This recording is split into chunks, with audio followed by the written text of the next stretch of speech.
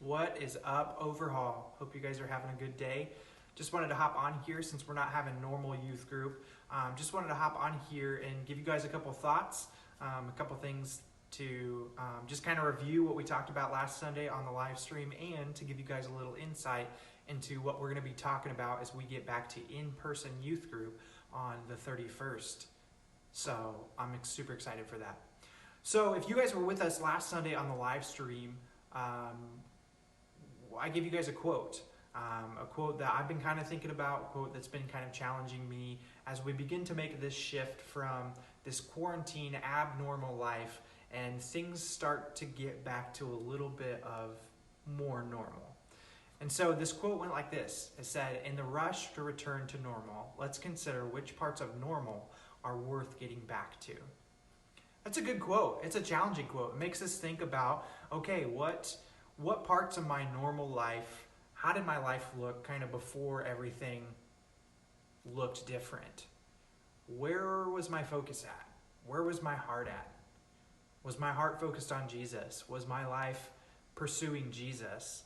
And now that we're kind of in this limbo mode, kind of what's going on, what's life look like, things are different, things are weird, we don't quite understand what's happening day to day.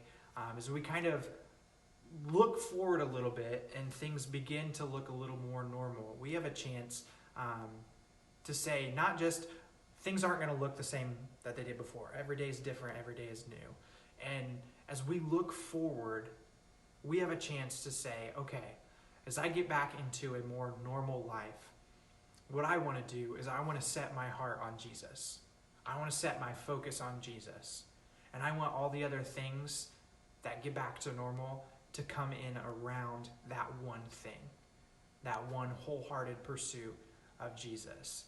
And so as I think about that quote, that's where I come to. I say, okay, as my life kind of picks back up, as my life gets a little more busy, as more of my normal things come back into my life, my hope, my prayer is that my focus on Jesus is the one foundation that everything else comes in around. And that's my hope and prayer and my challenge for you guys as you begin to think about what that more normal life may look like. My hope and my prayer is that you guys take some time to put Jesus first, to make Jesus your number one priority, to set your whole heart on him, and let those other things of life come in around it. And it also makes us consider, okay, what were those parts about my normal life before all of this that I can leave behind, that I can leave there, that I don't have to pick back up and take with me back into a more normal life on the other side of this. I think about the things that distract us, the things that we get bogged down or get stressed or are fearful about.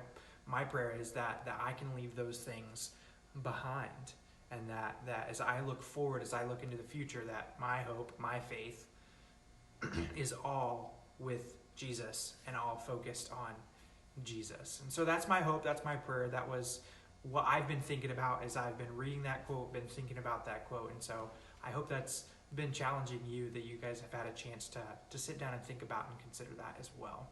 But that leads us into what we're going to be talking about when we return back to in-person youth group on the 31st. We're going to be starting a new series called Drop It. And it goes along a similar line and kind of a similar thinking. But what we're going to be doing is we're going to be looking at 3 different examples of people throughout Scripture who dropped everything to follow Jesus. And we're going to be looking at the ways that we can learn from their life and to pursue Jesus with all that we have. And kind of that similar line of thinking of us putting Jesus first and everything else comes in around that priority. So we hope you'll join us. We're going to be looking at Mary Magdalene, we're going to be looking at Peter, and we're going to be looking at Paul.